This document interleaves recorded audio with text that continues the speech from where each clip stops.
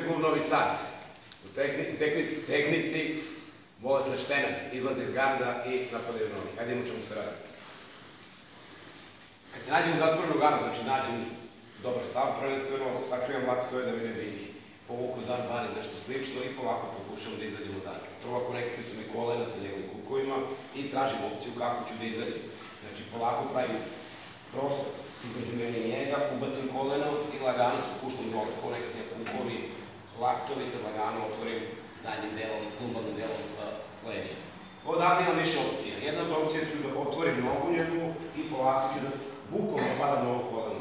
Oslonim se, ova druga noga ide sa mnom i lagano prebacujem nogu ovde. Šta prvo dobijem? Znači dobijem završnicu na, ubacim kuk na listu. Mogu da počekam gore da idem na stopalo i još bolja opcija da dobijam heel hook. Evo još jednom, može sa te strane, znači šta se događa?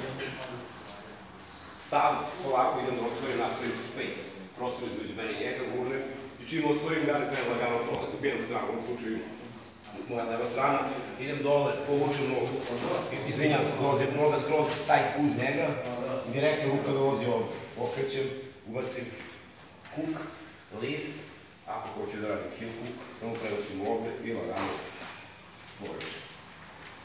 Još jednom, malo brže, znači otvaram gard, konekcije, tu idem da otvorim, kad krenem, tu i dođem tu. Sad zatvorim skroz tight, jedna završnica, druga,